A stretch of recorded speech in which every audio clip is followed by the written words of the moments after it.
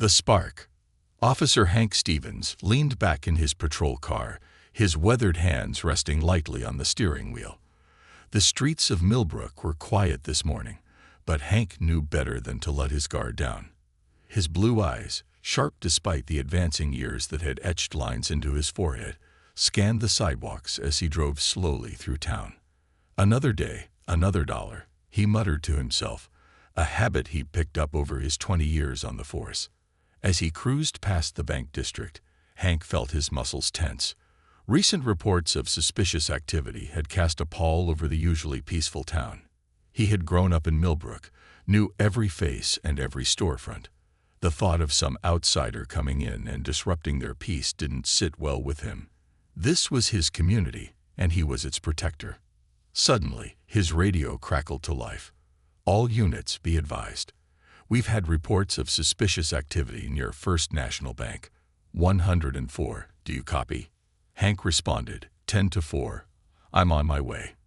He flicked on the siren and sped toward the bank, a tight knot of concern forming in his stomach. Hank had seen enough in his years on the force to know that even the most mundane situations could turn dangerous in an instant. As he pulled into the parking lot, the sight before him sent alarm bells ringing in his head.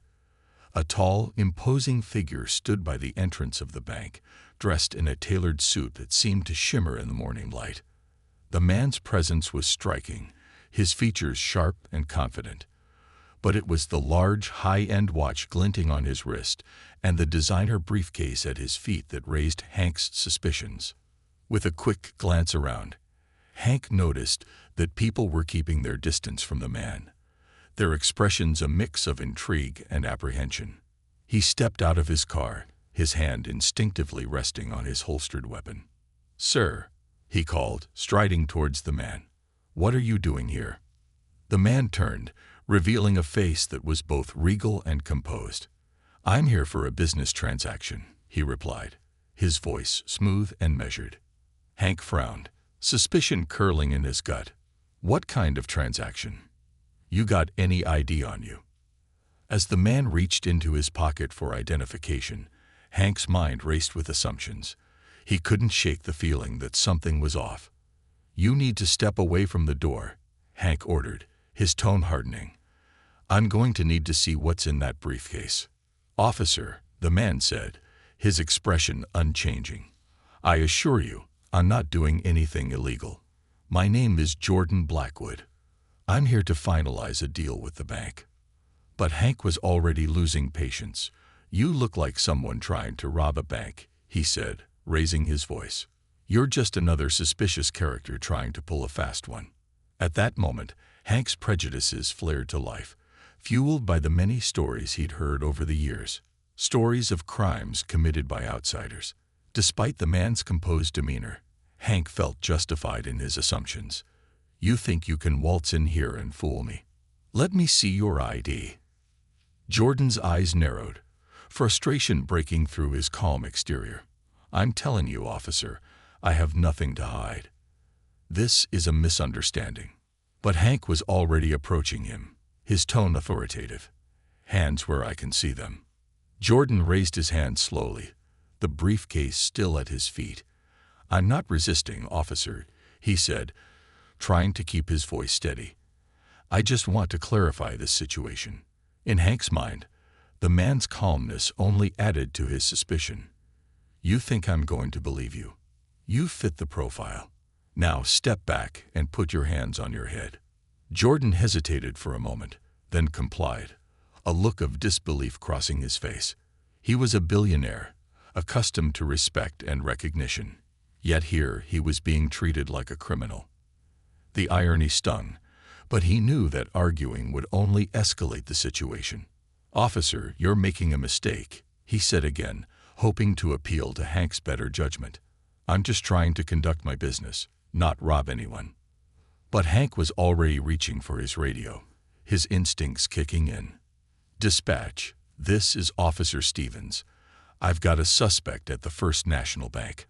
I need backup." "Backup?" Jordan echoed, incredulity evident in his voice. "For what?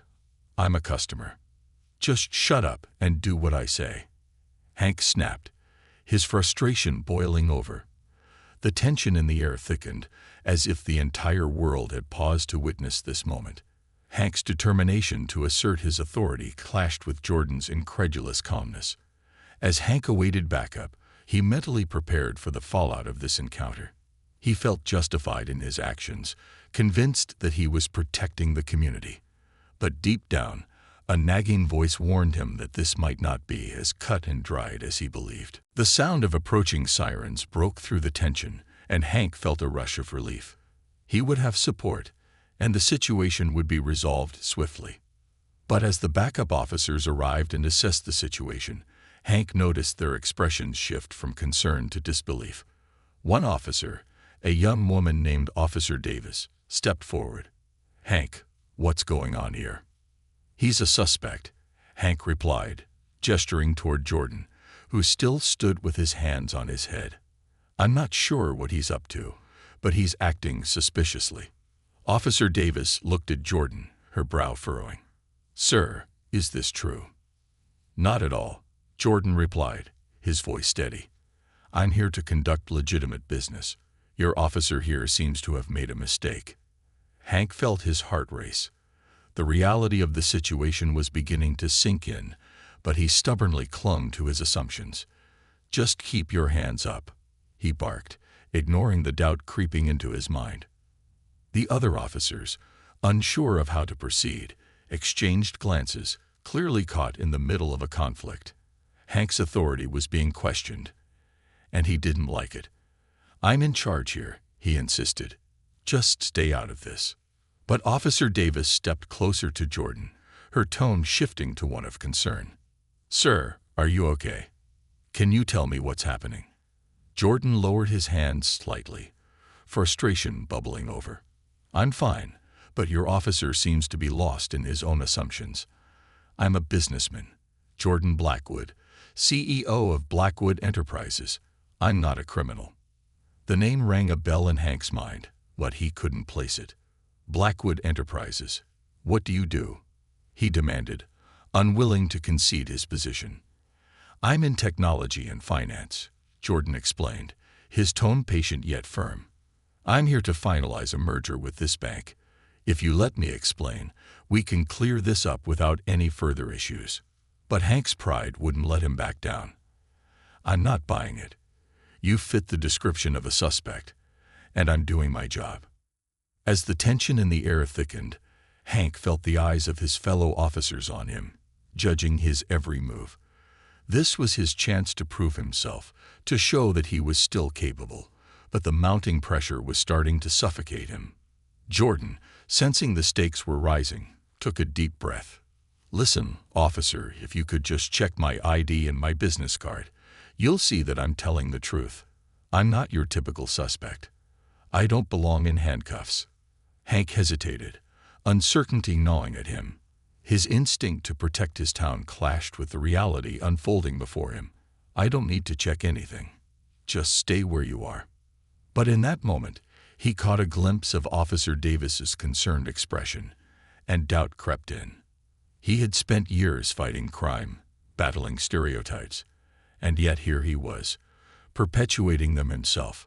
Suddenly, Hank's radio crackled again, pulling him from his thoughts. "All units," he advised. "We have an incoming report of a robbery in progress at the First National Bank." "Repeat, robbery in progress." Panic seized Hank as the word sunk in. Was he risking everything for a misunderstanding? "Dispatch. This is Officer Stevens," he said, his voice now tinged with urgency. "I have a situation here. I may have misidentified a suspect. Please hold the robbery alert." He turned back to Jordan, his heart pounding. The world around him felt like it was spinning, and he was left standing in the eye of the storm he had unwittingly created. "Sir, I need to see your ID," he said, his voice calmer now, the walls he had built starting to crumble. Jordan slowly reached into his suit jacket, pulling out his wallet. "Here it is. Please check for yourself." As Hank took the wallet, he felt the weight of his prejudices crashing down on him. This was not just about a man in a suit. It was about the beliefs he had nurtured and the assumptions he had made. Would he be able to face the truth once he uncovered it? As he flipped open the wallet, the name on the ID struck him like a lightning bolt. It was Jordan Blackwood, the billionaire philanthropist known for his contributions to technology and social justice. Suddenly, everything fell into place, and Hank's world began to flip upside down. Hank's throat tightened as the realization dawned on him. He had arrested a man whose reputation had preceded him, a man whose life was a testament to hard work and success. But what would this mean for Hank? How would he face the consequences of his actions? The sirens still wailed in the background, but they felt distant now, overshadowed by the gravity of the moment. Hank stood frozen, caught between a past that clung to him and a future that suddenly seemed uncertain. "Officer, is everything okay?" Jordan asked, his voice steady, but Hank could see the tension in his jaw. Hank's hands shook slightly as he passed the wallet back to Jordan. I'm sorry," he stammered, the weight of his prejudice crashing down around him. "I made a mistake." Jordan took a deep breath, his expression shifting from disbelief to understanding. "Mistakes happen, officer, but it's what we do next that matters." As the backup officers hovered nearby, Hank realized he stood at a crossroads. It was a moment that could define him, not just as an officer but as a person. Would he learn from this experience or allow his past to dictate his future? With the world watching, Hank knew he had to make a choice. And as the weight of that choice pressed down on him, he could feel the first stirrings of change beginning to take root. The reckoning. The parking lot of the First National Bank buzzed with an undercurrent of tension. Hank Stevens felt every heartbeat reverberate through his chest as he stood in front of Jordan Blackwood, the billionaire whose reputation had preceded him like an unwelcome shadow. Hank's mind raced, grappling with the weight of his earlier assumptions and the consequences that loomed ahead. As the other officers exchanged wary glances, Hank knew he had to reclaim control of the situation, not just for his own sake, but for the community he had vowed to protect. He took a deep breath, forcing himself to focus on the task at hand, rather than the sinking feeling of shame creeping into his bones. "Jordan," he began, his voice steadier this time, "I need to ask you some questions. Let's clear this up as quickly as possible." Jordan regarded him coolly, the sharp glint in his eyes hinting at the tumultuous emotions beneath his composed exterior. "Fine. Let's get to it. I have a meeting to attend." Hank motioned for Jordan to sit on the curb, maintaining a professional demeanor despite the disarray of his thoughts. "I appreciate your patience," he said, trying to muster some authority back into his voice. "What's your connection to this bank?" Jordan pulled out a business card, the embossed letters gleaming in the morning light. "I'm here to finalize a merger between Blackwood Enterprises and First National. I was supposed to meet with the bank manager. This entire ordeal is a waste of time." Hank took the card, glancing at it, and feeling a surge of embarrassment wash over him. The name on the card was unmistakable.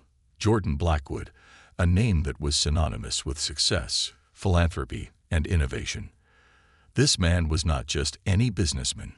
He was a leader in his field, a role model for many, and Hank had nearly ruined his reputation in an instant. "I'm sorry for the misunderstanding," Hank said, his voice dropping to a near whisper. "I let my assumptions cloud my judgment." Jordan's expression softened, but the steel in his eyes remained. "Assumptions can be dangerous, Officer Stevens. You should know that as someone sworn to uphold the law. You've put me in a position where I had to defend myself against baseless accusations." As Hank nodded, a flash of anger crossed his mind, but he quickly suppressed it. "You're right," he admitted. "I should have handled this differently. The town's been on edge with recent robberies, and I guess I let that influence my judgment." "You mean your prejudice?" Jordan interjected sharply. "The way you assumed I was a criminal simply because of my appearance. That's a problem, officer. It's a societal problem." The words hung in the air, heavy with truth. Hank felt a heat rise in his cheeks, the weight of Jordan's accusations cutting deeper than he had anticipated. It was one thing to arrest a suspect based on evidence, But this was an entirely different realm, one he had stepped into without thinking. "Look," Hank said, struggling to find the right words. "I don't mean to make excuses. I've seen too many people come into this town looking to take advantage of it. I've become protective, I suppose." Jordan raised an eyebrow, and Hank noticed the change in his demeanor, a mixture of understanding and frustration. Protective or prejudiced? Hank bristled at the accusation, but deep down, he recognized the truth in Jordan's words. "I didn't mean for it to come out that way. I thought I was keeping the town safe." Jordan shook his head, frustration flickering across his features. "You're not protecting anyone by jumping to conclusions. You're merely perpetuating a cycle of fear and misunderstanding. If you want to serve and protect, you need to do better." Hank opened his mouth to respond but found that words escaped him. The anger he had felt only moments ago dissipated, replaced by a growing sense of humility. Jordan was right. He had let his biases dictate his actions, and the consequences were far-reaching. At that moment, a squad car pulled into the lot, the tires crunching against the gravel. Officers Davis and Carter exited, their expressions a mix of concern and curiosity. They approached the scene, unsure of what to expect. "Hank, what's going on?" Officer Davis asked, glancing at Jordan, whose calmness contrasted sharply with Hank's tension. "This is Jordan Blackwood," Hank said, his voice now steady but tinged with an undertone of shame. I arrested him under false pretenses. It seems I misjudged the situation." Davis and Carter exchanged surprised glances, and Hank could feel the weight of their scrutiny. He was a veteran officer, respected in the community, yet here he was, caught in a moment of failure that could unravel everything he had built over the years. "I see," Officer Davis replied, her voice measured. "What's the plan now?" Hank turned to Jordan, who stood with a level of composure that Hank envied. "Jordan, I'd like to offer you a formal apology. This shouldn't have happened, and I'm willing to do whatever it takes to make it right." Jordan crossed his arms, considering Hank's words. "An apology is a start, but actions speak louder than words. What are you going to do about it?"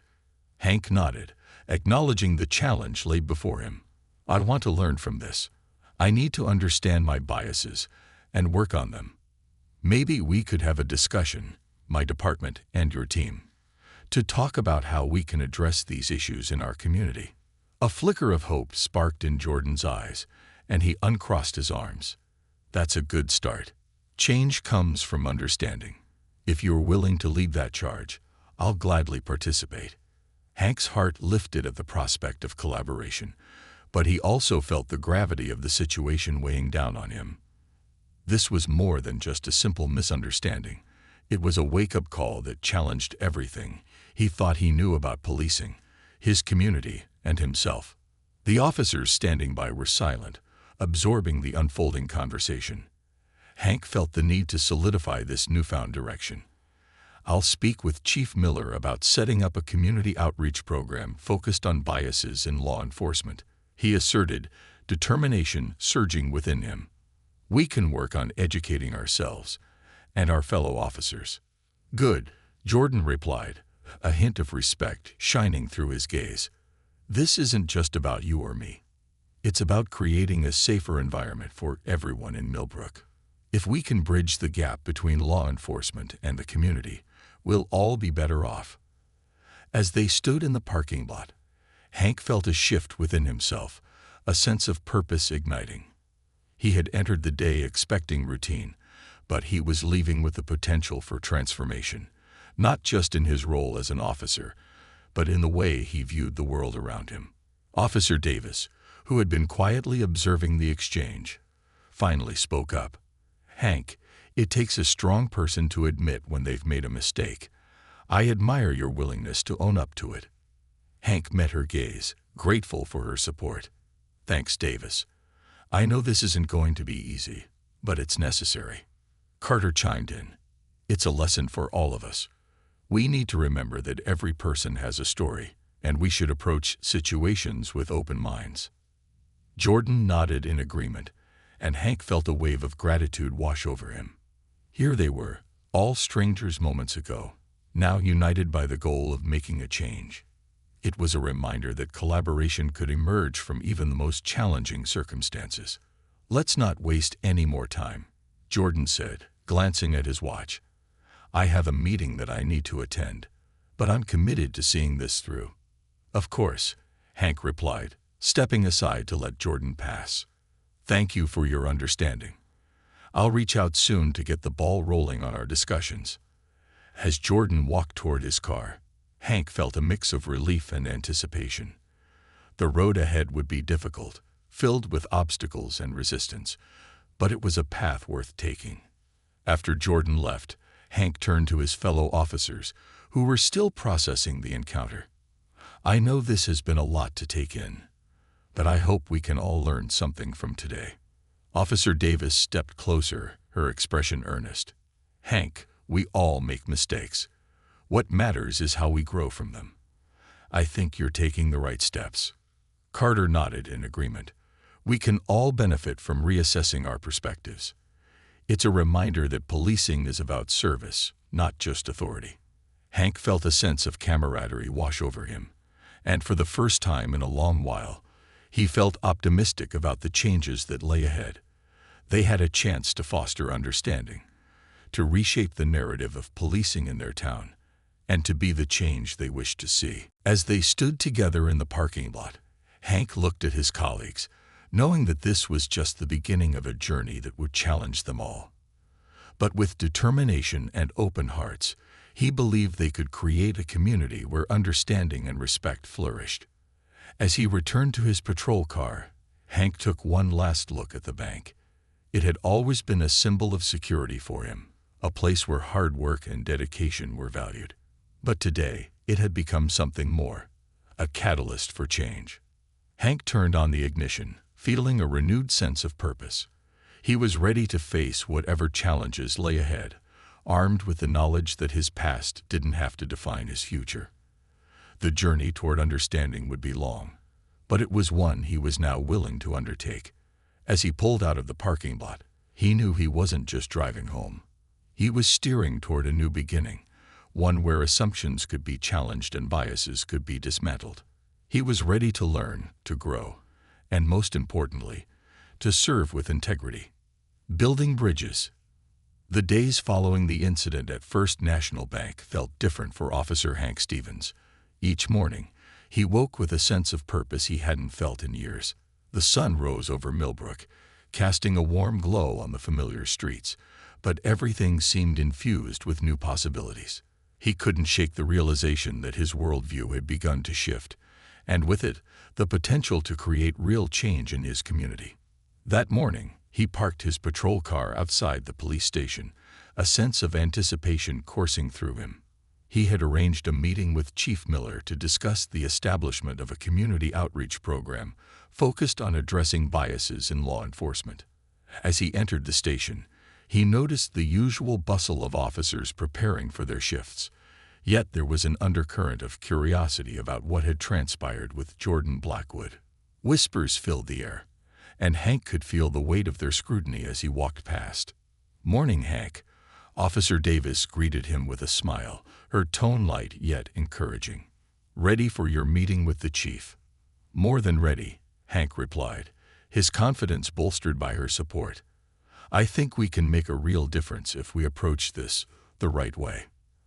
As he made his way to the chief's office, Hank's mind whirred with ideas.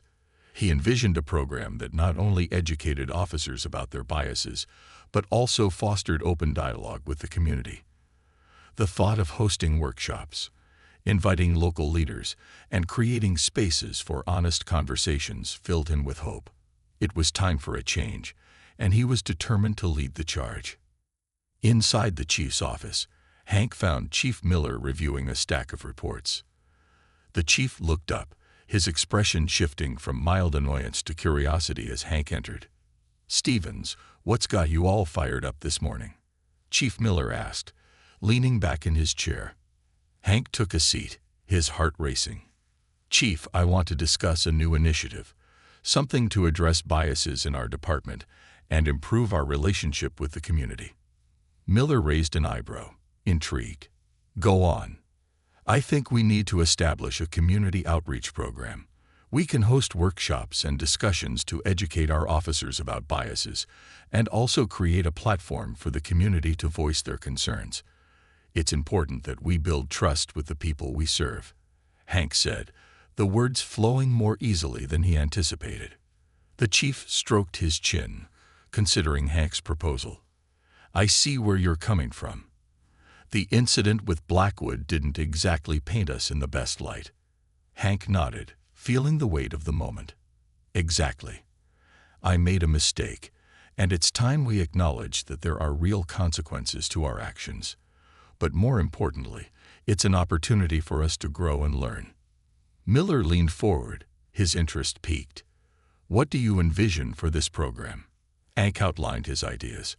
Workshops led by experts in bias awareness, community forums where residents could share their experiences, and collaboration with local leaders, including Jordan Blackwood himself.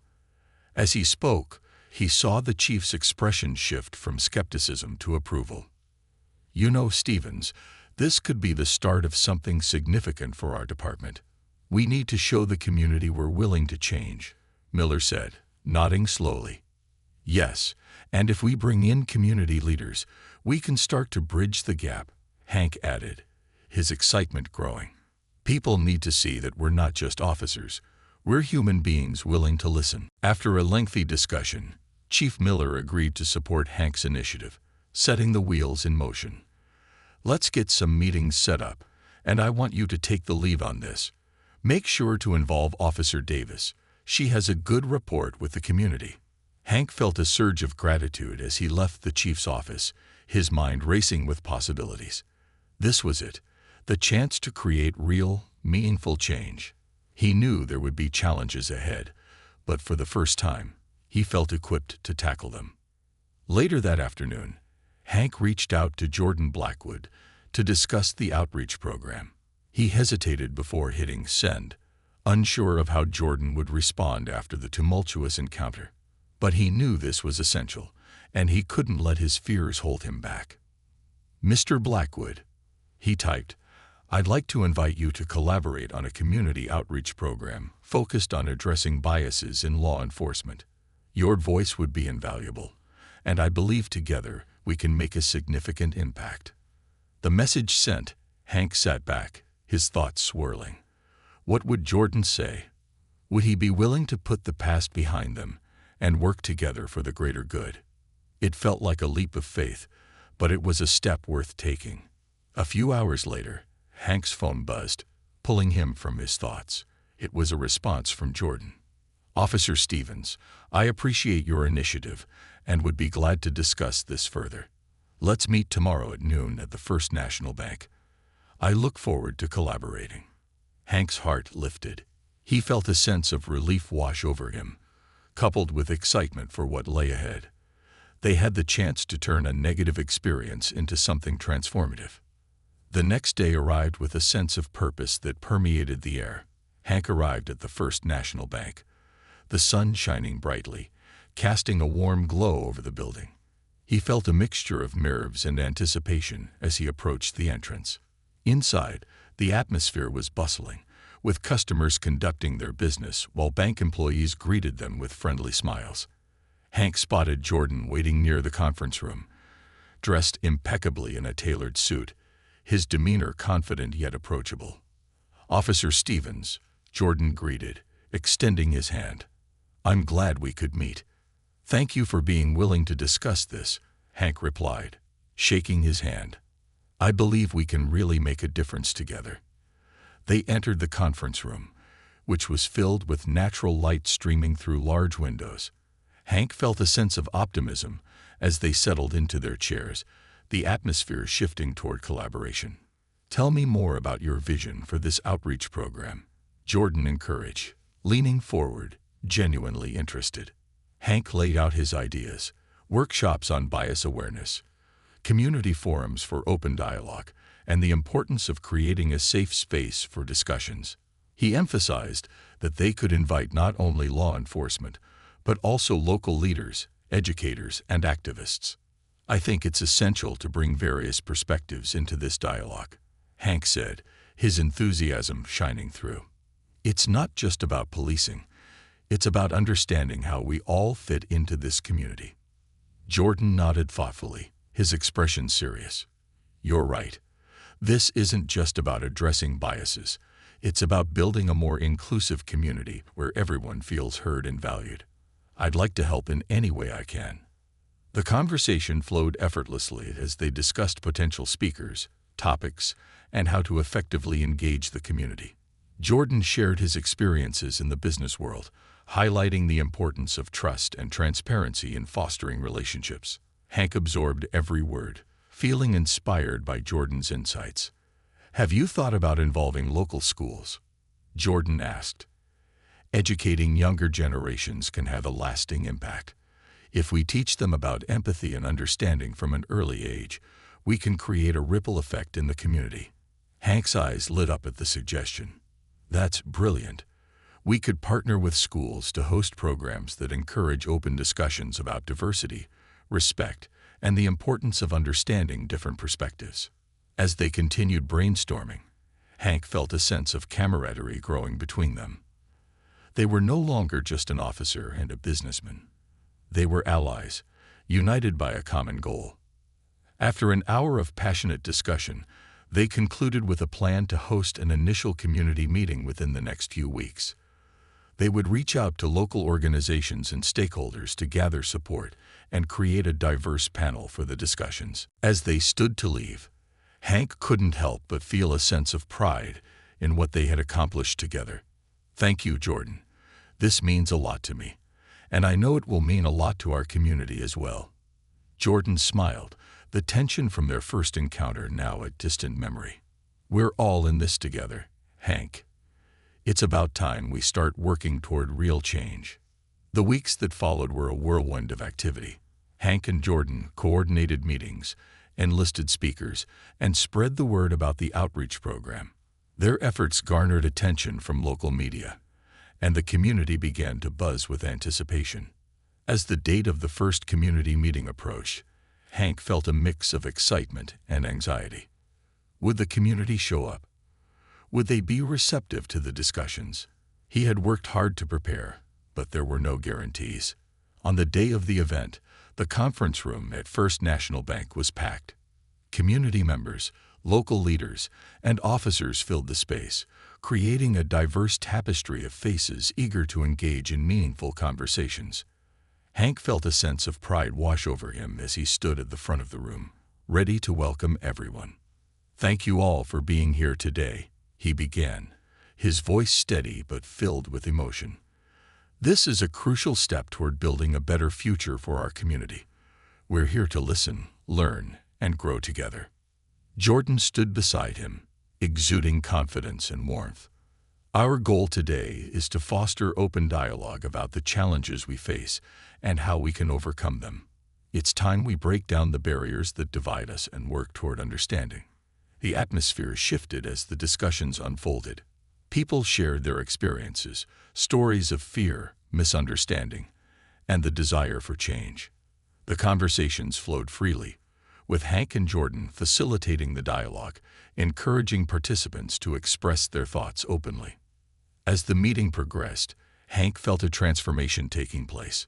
The room was alive with voices, a chorus of perspectives blending into a powerful symphony of hope. They had created a safe space where people felt empowered to share their stories. After hours of discussion, the meeting concluded with a palpable sense of camaraderie. Hank looked around the room, seeing the connections being formed and the understanding blossoming between law enforcement and community members. As people began to disperse, Hank felt a hand on his shoulder. He turned to see Jordan, a proud smile on his face. You did well today, Hank. This is just the beginning. Thank you, Jordan. I couldn't have done it without your support, Hank replied, feeling the wave of gratitude wash over him. This means so much to me. Jordan nodded, his expression serious yet encouraging. Remember, this is an ongoing process. We have a lot of work ahead of us, but together, we can make a difference. As the two men stood in the midst of the bustling crowd, Hank realized that they had not only sparked a movement, but had also forged a genuine friendship. The journey ahead would be filled with challenges, but they were no longer alone. They had each other, along with a community ready to embrace change. As they left the bank, Hank felt a newfound determination surging through him. He was no longer just an officer enforcing the law. He was a catalyst for transformation. With Jordan by his side, he was ready to face whatever challenges lay ahead, knowing that together they could build bridges that would connect the hearts and minds of their community. The ripple effect. As the weeks turned into months, the outreach program initiated by Officer Hank Stevens and Jordan Blackwood began to gain momentum, creating a ripple effect that echoed throughout the Millbrook community. The initial meeting at the First National Bank had sparked a fire, igniting conversations about race, biases, and the importance of understanding different perspectives. With each workshop and community forum, Hank witnessed firsthand the transformative power of open dialogue. Residents who had previously felt marginalized found their voices, sharing stories of their experiences with law enforcement. Officers, too, began to confront their biases and preconceived notions, leading to a culture of reflection within the department. It was a beautiful yet daunting process, and Hank often marveled at how far they had come. One chilly Saturday morning, Hank arrived early at the community center for a scheduled workshop on implicit bias. He had been preparing for weeks, wanting to ensure that the session would be engaging and informative. As he set up the room, arranging chairs in a circle to foster a sense of equality, he reflected on his own journey. The man he had been, prejudiced and quick to judge, felt like a distant memory. He was evolving, both personally and professionally, and it was invigorating. The room began to fill with people from all walks of life. Young mothers, retired veterans, students, and local business owners shuffled in, some hesitantly, others with palpable excitement. Hank greeted everyone warmly, inviting them to find their seats and settle in. As he glanced around the room, he spotted Jordan entering with a stack of materials and an enthusiastic smile. "Ready to rock," Jordan said, setting the materials on the table. "As ready as I'll ever be," Hank replied, a nervous smile playing on his lips. "I just hope we can make a real impact today." Jordan clapped him on the shoulder. "We will. Just remember, it's about creating a space for dialogue. It's not about having all the answers. It's about encouraging questions." As the workshop began, Hank and Jordan introduced themselves, explaining their roles in law enforcement and their motivations for starting the outreach program. They emphasized the importance of trust and open communication, urging attendees to share their thoughts and experiences without fear of judgment. "I want to acknowledge that many of you have valid concerns about law enforcement," Hank said, his voice steady yet sincere. "This is a space for you to voice those concerns. We're here to listen and learn." The first few moments were tentative. People exchanged glances, unsure of how to begin. But slowly, one by one, individuals began to share their stories. A young woman recounted her experiences of being followed in stores, a constant reminder of the prejudice she faced. A middle-aged man spoke about his son's interactions with police, expressing concern over the safety of his child. As the stories unfolded, Hank felt the weight of their experiences settle over the room. It was a powerful reminder of why they had embarked on this journey. Each narrative painted a vivid picture of the challenges the community faced, revealing the deep-rooted issues that needed to be addressed. Hank listened intently, absorbing every word. With each story shared, he felt a surge of empathy and a growing determination to do more. He was no longer just an officer in a uniform. He was a bridge builder, striving to connect people through understanding.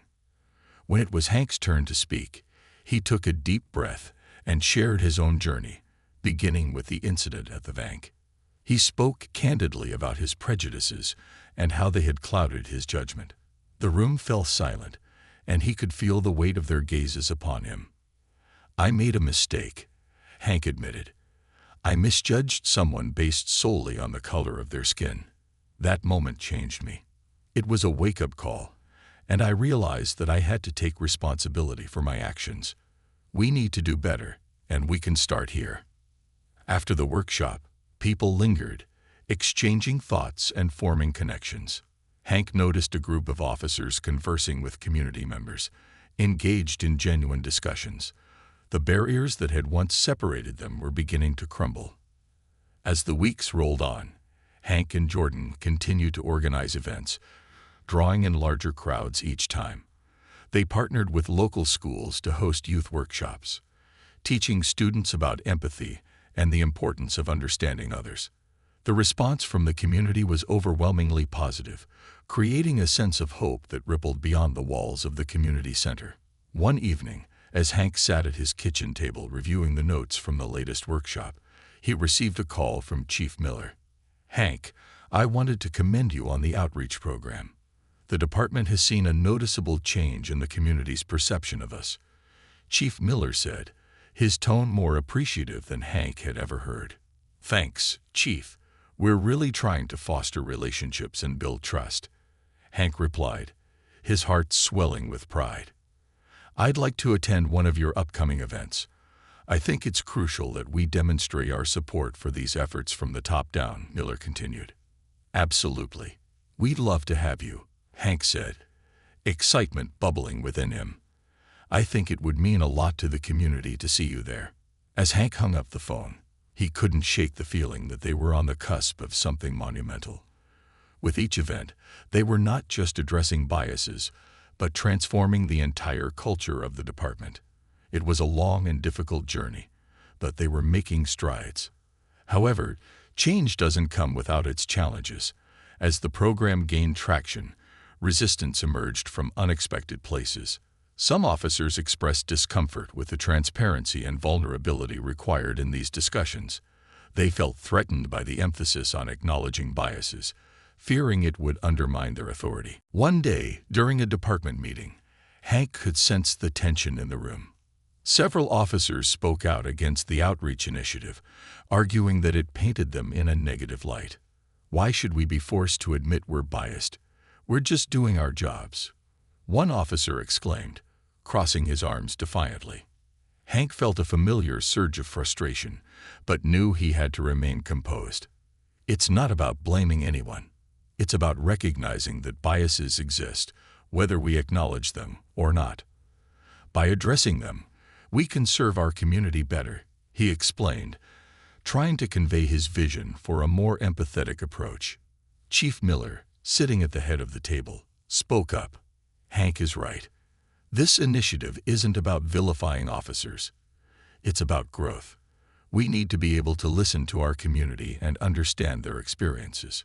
Despite the chief's support, the dissent lingered, creating an undercurrent of unease.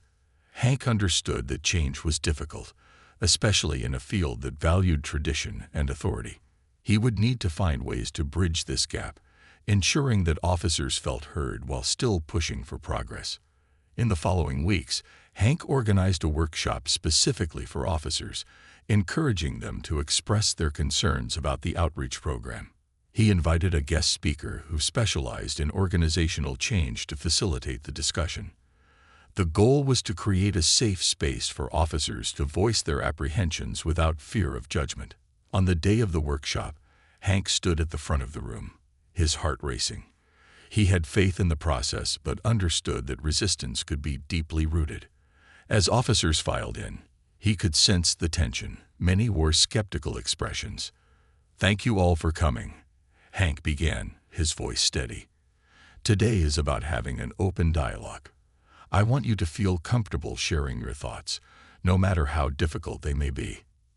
As the workshop progressed, tensions gradually eased.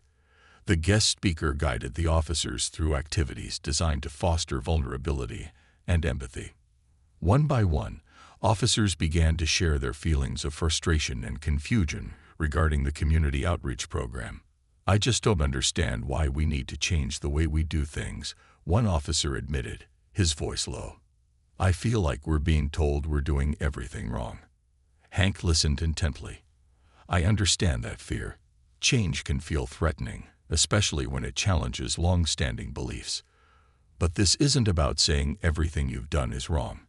It's about recognizing that there's always room for growth.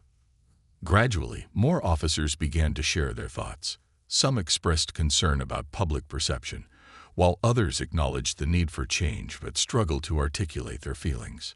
By the end of the session, Hank could sense a shift. Officers were no longer defensive.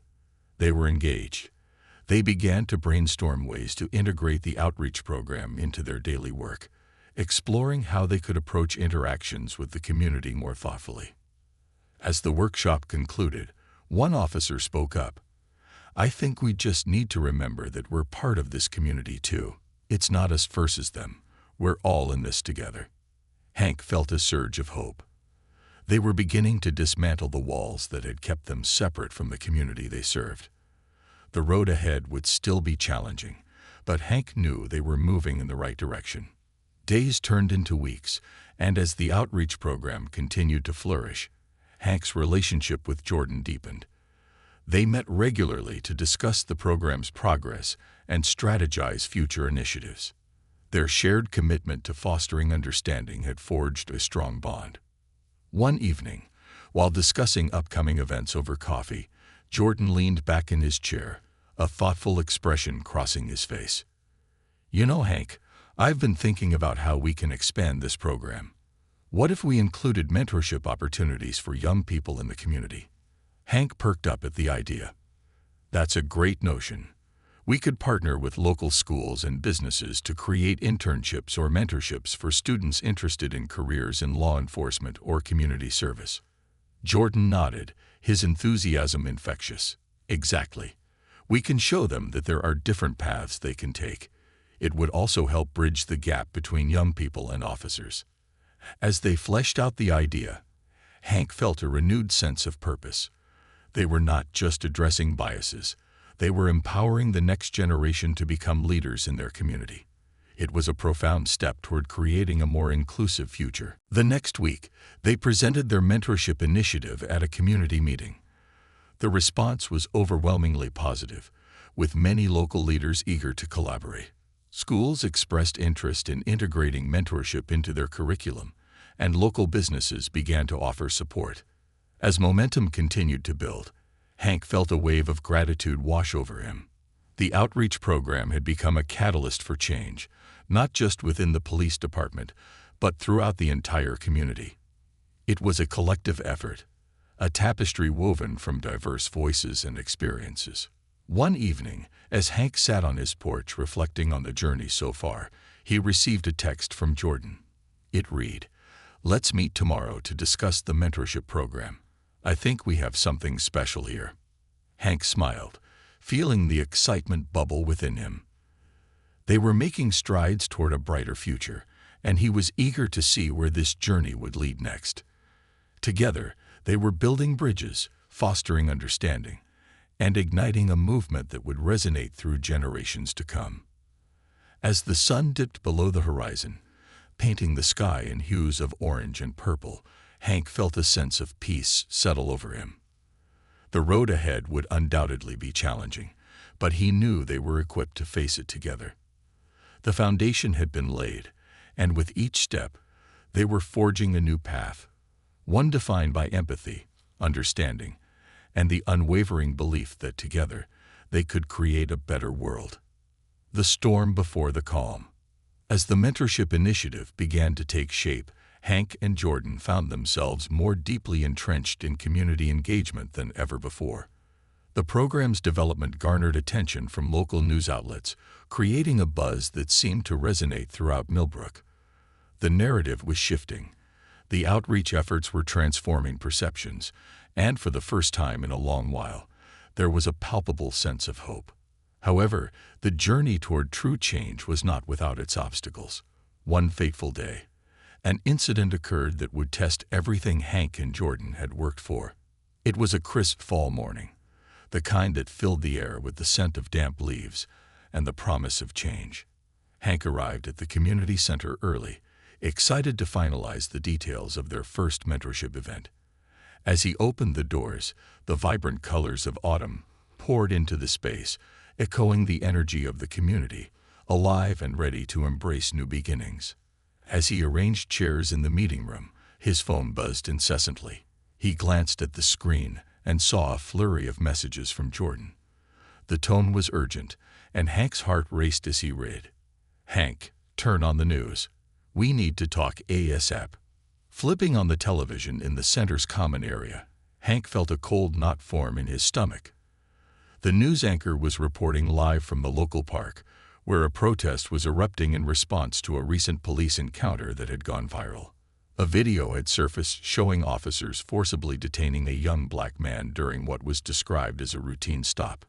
The footage was disturbing, and the community was outraged. Hank's heart sank. This was everything they had been working to dismantle, a public display of the very biases they were trying to address. He could feel the weight of the moment settle over him. He had to act, but he wasn't sure how. Jordan arrived moments later, his face taut with concern. "Hank, this is bad. We can't let this escalate.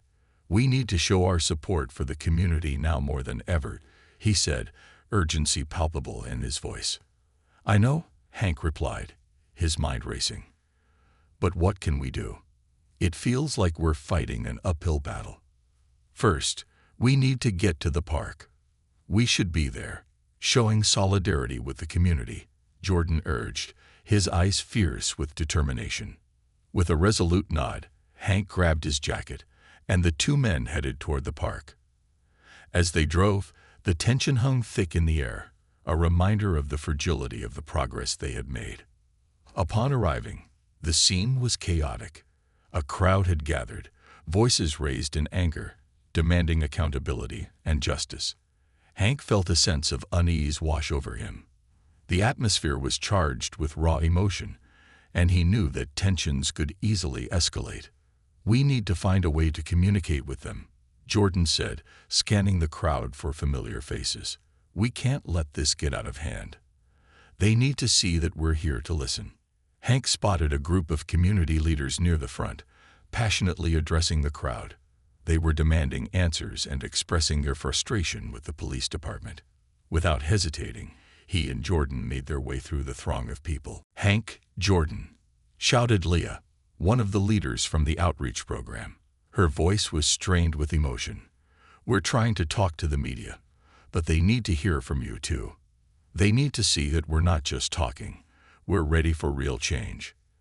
"Let us help," Hank said, stepping forward.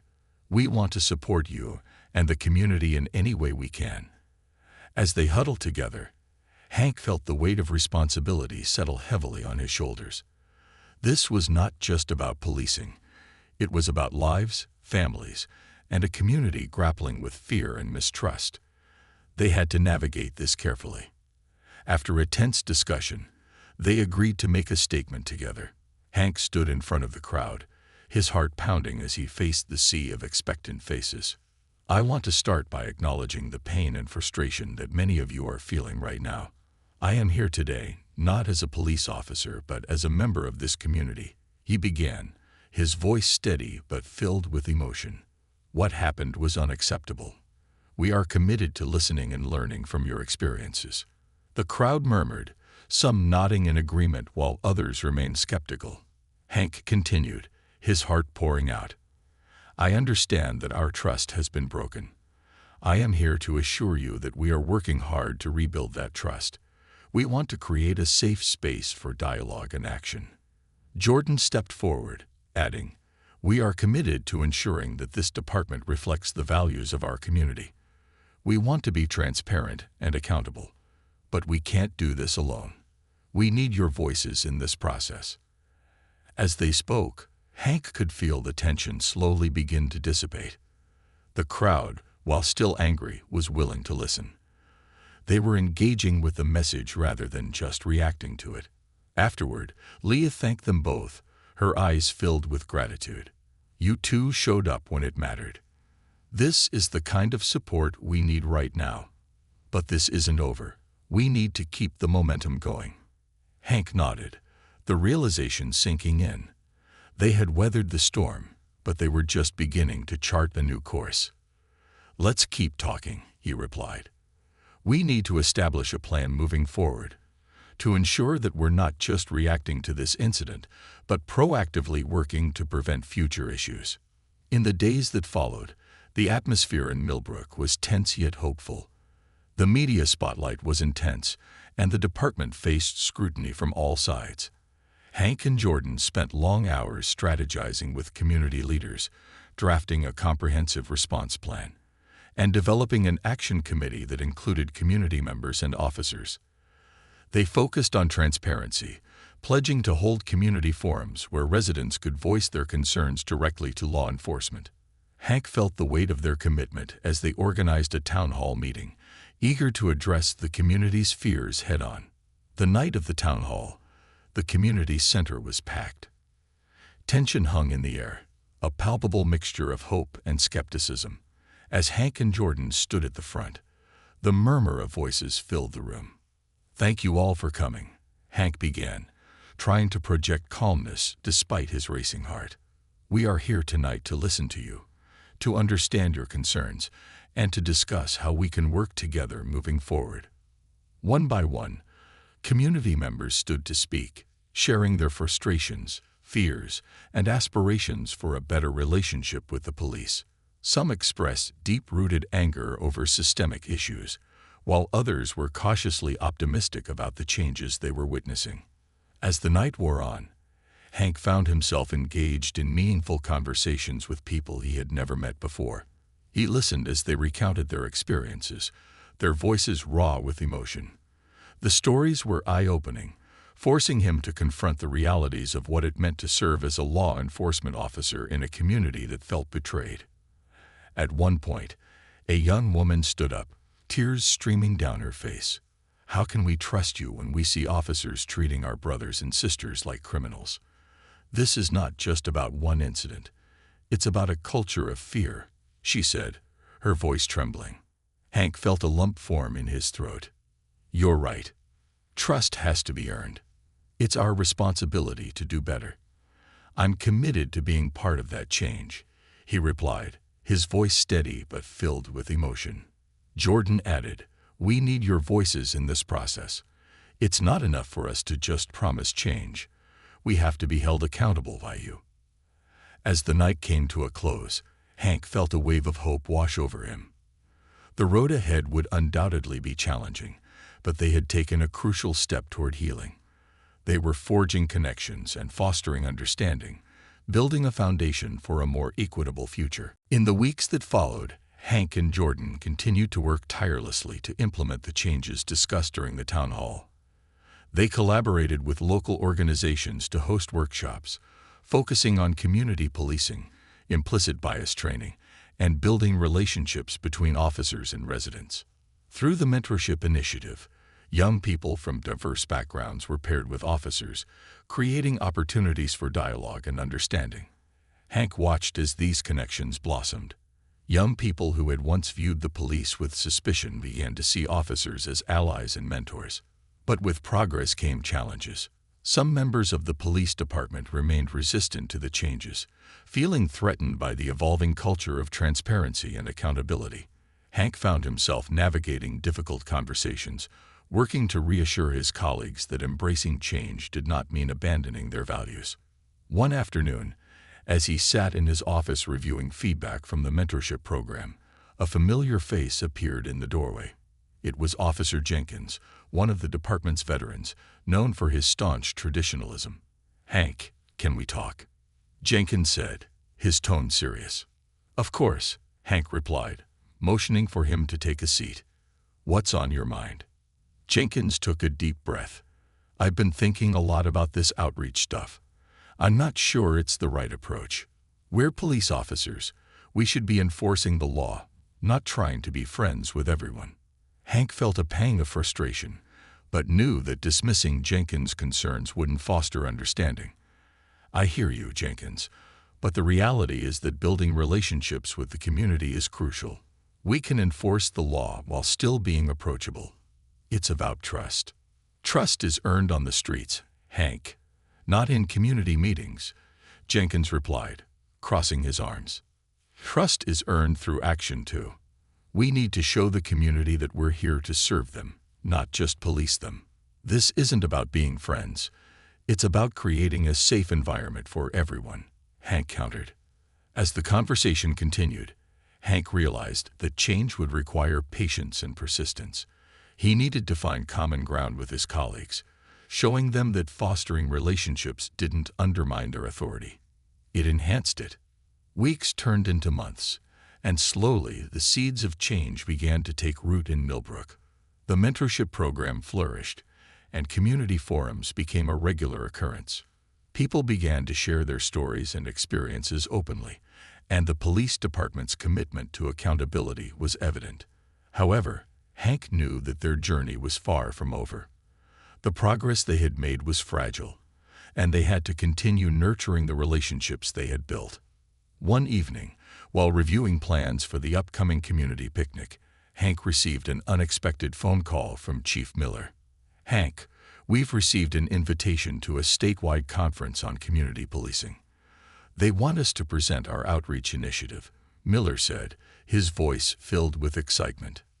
"That's amazing. This could really amplify our message," Hank replied, his mind racing with possibilities. "I think it's important for us to share not only the successes, but also the challenges we faced. It's a learning opportunity for all of us," Miller continued. Hank agreed, recognizing that sharing their journey could inspire other communities to embark on similar paths. They began preparing for the presentation, outlining their progress and emphasizing the importance of community engagement. As the day of the conference approached, Hank felt a mix of anticipation and nerves. Standing before a group of law enforcement professionals from across the state was daunting, but he understood the significance of sharing their story. When the day finally arrived, Hank and Jordan took the stage, their hearts racing with the weight of responsibility. As they spoke about the outreach program and the impact it had on Millbrook, they shared candid stories about their struggles, victories, and the importance of vulnerability in fostering trust. The audience was engaged, and Hank could see nods of understanding and empathy. They were not just sharing their story.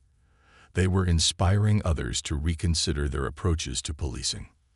After their presentation, a line of officers and community leaders formed to speak with them.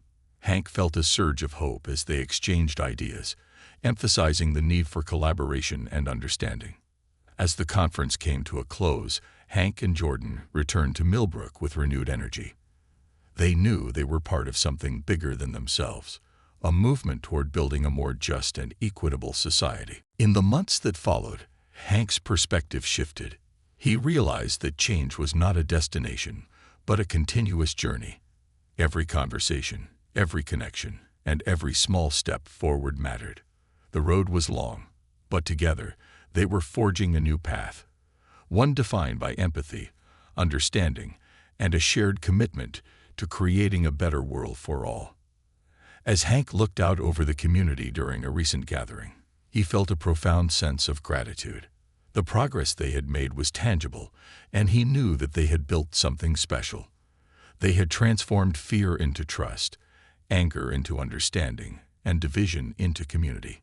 And as the sun set over Millbrook, painting the sky in hues of orange and pink, Hank felt a renewed sense of purpose. They had weathered the storm, and the calm that followed was filled with promise and hope. A new dawn. As the crisp winter air settled over Millbrook, the community was transformed. The mentorship program had gained traction, and the dialogue between law enforcement and residents flourished. Hank's commitment to fostering relationships was proving to be not just a worthwhile endeavor, but a necessary one. One morning, as Hank was sipping his coffee and preparing for a day filled with community engagement activities, a message popped up on his phone. It was from Jordan. "Let's meet at the diner at noon. I have something important to discuss." Curiosity piqued. Hank finished his coffee, grabbed his jacket, and headed to the diner. The aroma of fresh pastries and brewed coffee welcomed him as he entered. He spotted Jordan in a booth, his face lit with enthusiasm.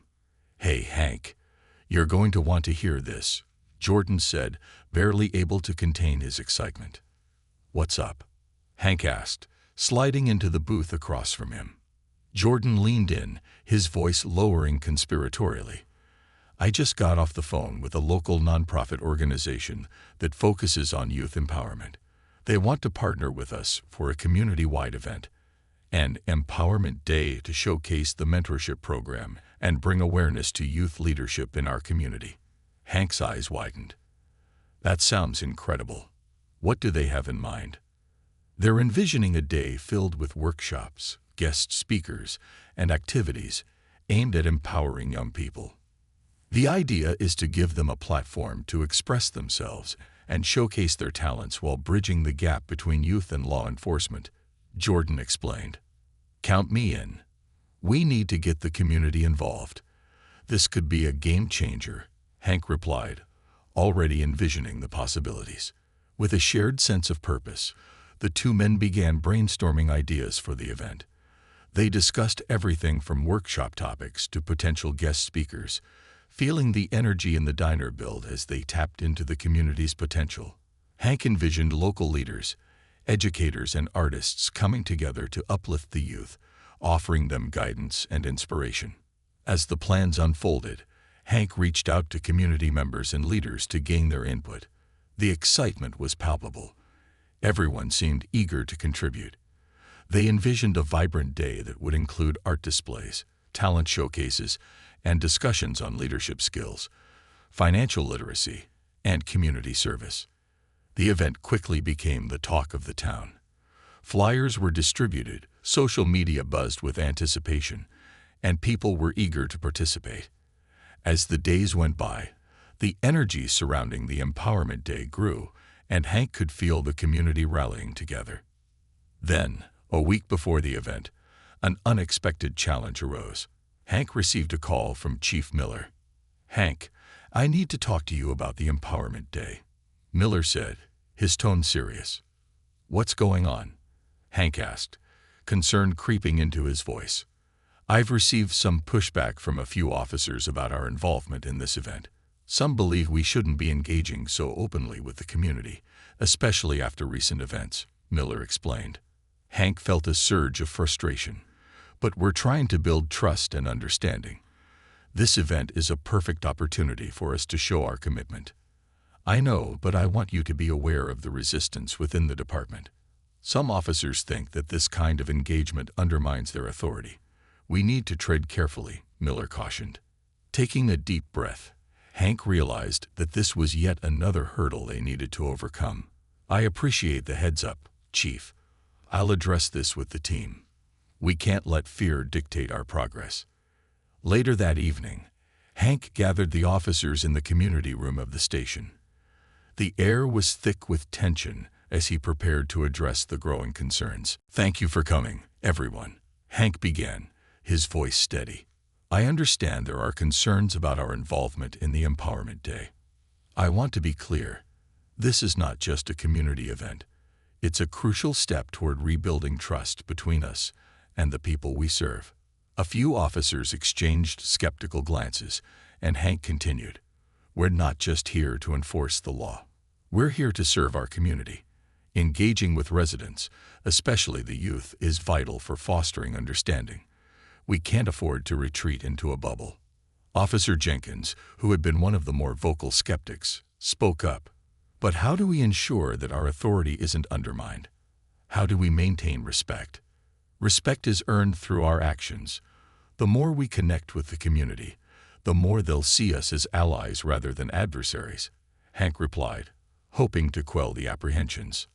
As the meeting progressed, Hank encouraged open dialogue.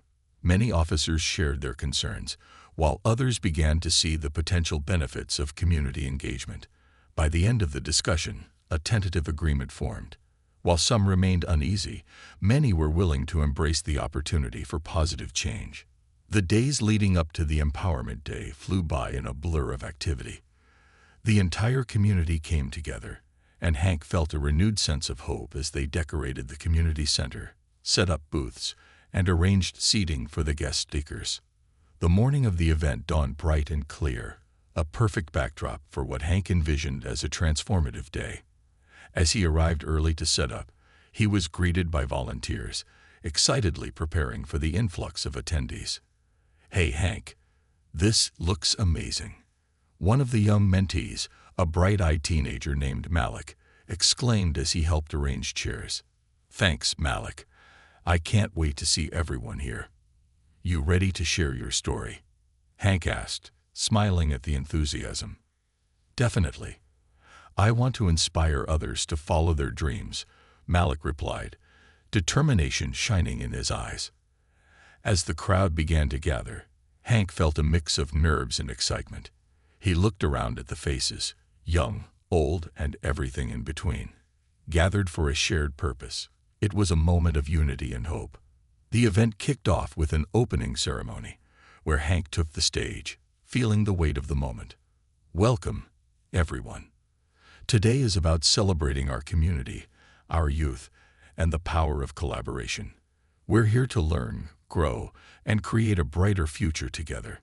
The crowd erupted in applause, and Hank felt a surge of energy as he introduced the keynote speakers. Local leaders, educators, and activists shared their stories, emphasizing the importance of resilience, leadership, and community.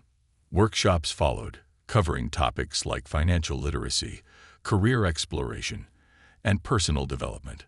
Hank moved from room to room, witnessing the impact of these discussions firsthand. Young people engaged with mentors, asking questions, and sharing their aspirations. In one workshop, Malik took the stage to share his journey, recounting how he had faced obstacles but found strength through mentorship. "I used to think I couldn't achieve my dreams, but with the support of this program, I realized I can be anything I want," he proclaimed, his voice ringing with confidence. Hank's heart swelled with pride as he watched the young people around him embracing their potential. This was what they had envisioned, a day of empowerment, hope, and connection. As the afternoon sun began to set, the final event of the day was a talent showcase. Young performers filled the stage, showcasing their skills in music, dance, and spoken word. The atmosphere was electric, with laughter, applause, and cheers echoing through the community center. Hank stood at the back, soaking it all in, feeling a profound sense of fulfillment. This was not just an event. It was a celebration of resilience, hope, and the power of community. He realized that change was not just possible, it was happening right before his eyes. After the talent showcase, as people began to mingle and reflect on the day, Hank noticed a group of officers engaging with community members, laughing and sharing stories. It was a sight he had hoped for. Walls breaking down, connections forming, and a new narrative taking shape. In the weeks that followed, the impact of Empowerment Day reverberated throughout Millbrook. The event served as a catalyst for ongoing discussions about youth engagement and police-community relations. Hank and Jordan began planning regular follow-up workshops, ensuring that the momentum continued. One evening, as Hank reflected on the progress made, he received a message from Chief Miller. The department was receiving recognition for their outreach efforts and community engagement, including a nomination for a state award. Hank felt a mix of pride and disbelief. "This is incredible," he exclaimed, sharing the news with Jordan over coffee. "We're being recognized for our commitment to positive change. It's not just us, Hank. It's the entire community." "We're in this together," Jordan replied, his smile infectious. As the award ceremony approached, the excitement grew. Hank and Jordan prepared a presentation highlighting the mentorship program and its impact on youth engagement. They wanted to showcase not just their achievements, but also the voices of those who had benefited from the program. The night of the ceremony arrived, and the atmosphere buzzed with anticipation. Hank, Jordan, and several community members took the stage to share their experiences. As they spoke about the importance of collaboration, the crowd erupted in applause, a testament to the progress they had made. When the time came for the awards to be announced, Hank held his breath. As they received the award for outstanding community engagement, the room erupted in cheers. Hank stood alongside Jordan, the community leaders, and the young mentees who had inspired them all. It was a moment of triumph, a recognition of their hard work and dedication. After the ceremony, Hank felt a wave of gratitude wash over him. He had learned so much throughout this journey. Change wasn't easy, but it was achievable through compassion, collaboration, and understanding. They had not only transformed their department, they had transformed their community. As he looked out over the sea of smiling faces, Hank knew they were building a legacy of trust and resilience. The future was bright for Millbrook, and he was honored to be a part of this journey. In the months that followed, Hank continued to foster relationships within the community, ensuring that the progress made during Empowerment Day became a permanent part of Millbrook's fabric. With each interaction, he saw the impact of their work, the trust being rebuilt, the walls being dismantled, and the hope spreading like wildfire. And as the seasons changed and the years passed, Hank felt a sense of fulfillment he had never known before. This journey had begun with a single moment of misunderstanding, but it had blossomed into something beautiful, a testament to the power of empathy, collaboration, and the belief that change is possible, one connection at a time. Millbrook was no longer just a town. It was a community, united in its pursuit of understanding and growth. And in the heart of it all stood Officer Hank Stevens, a man transformed by his experiences, committed to a brighter future for all.